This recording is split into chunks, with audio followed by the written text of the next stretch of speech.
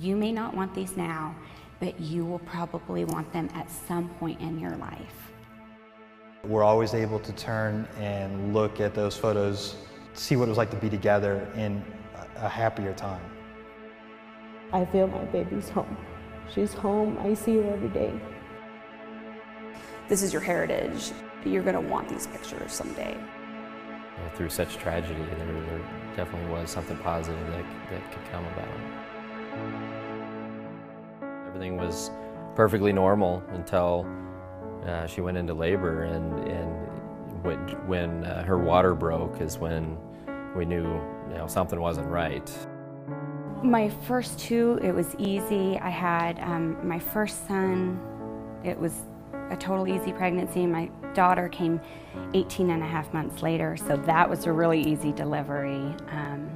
So when we went in, we just assumed it would be really easy and we'd be home in a day and everything would be fine. Back in 2007, I found out I was pregnant. It was actually an unexpected pregnancy. So overall, the pregnancy seemed normal, but I was more concerned with just becoming a single mom and how my life was going to be and how it was going to adjust. Actually, the pregnancy was perfectly normal. There was a little bit of concern towards the end about maybe Liam being a little bit bigger than anybody was expecting, but he, upon further check, everything went fine. Everything was going fine. I mean, everything, heartbeat was fine, lungs, kidneys, she was growing perfectly. Taylor was our third child, and she was with us for 25 days. We pretty much spent every day with her when she was alive. Finally, after 2 weeks, we decided that the future was not going to be good for her, so we decided to pull life support, and that took another 2 weeks, 14 days. So that was really painful to watch. They had to deliver me when he was only 25 weeks along, and he was born weighing 1 pound, 6 ounces at birth. Anna progressed very quickly, and when they came back and they checked it again about a half hour later, they couldn't find his heart rate separate, so they immediately did a emergency C-section, and he wasn't breathing right on his own then, and so it was some sort of compressed cord situation that occurred during the delivery itself. March 29, 2011, I went into the doctors and they told me that her heart had stopped and my world came down.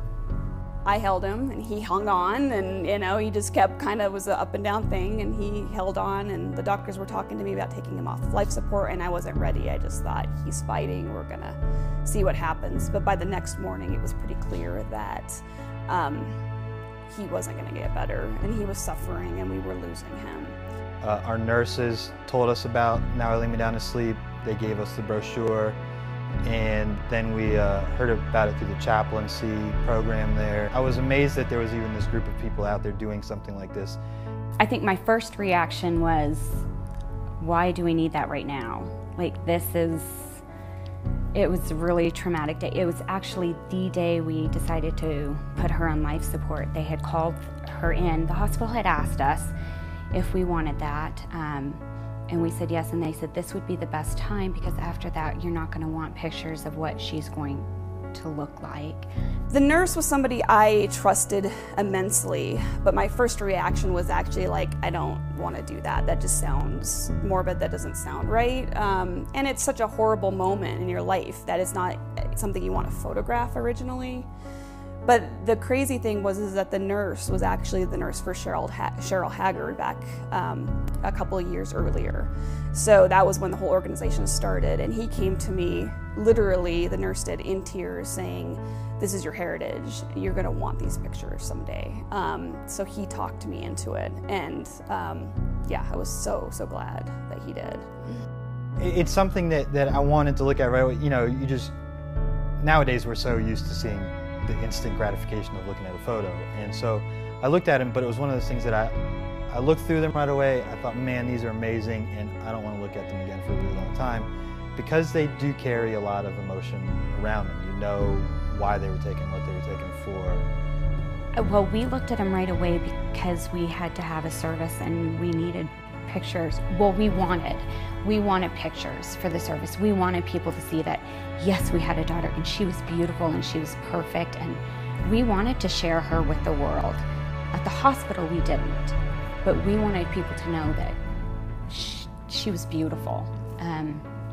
So we looked at them pretty much the day we got them, and it was hard.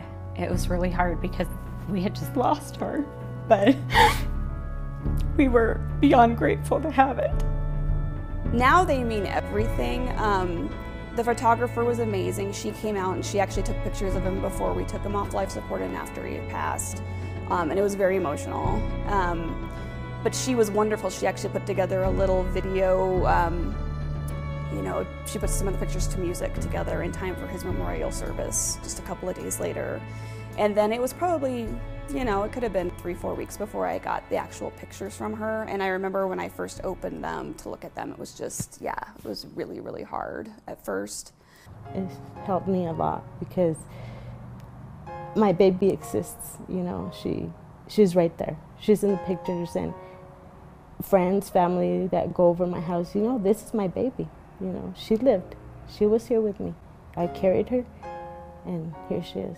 The short life of our daughter Taylor was something that forever changed my wife Amber and I's life. You know, completely changed us. It was the most difficult situation that I think anybody could ever be faced with. But out of that, I think we've became stronger in our relationship. Taylor's pictures are throughout our house, but I also have them by the rocker in my bedroom. I have every picture that Angela gave us, and they're in a book, and I look at them just different times when I'm feeling sad or when I miss her, or just different times. And I just love looking at them because I can remember, oh, her nose was like this, and I remember her holding my hand like this, and it's priceless. It is priceless to have that. I would tell her that the gift that she gave to us is an amazing, amazing thing.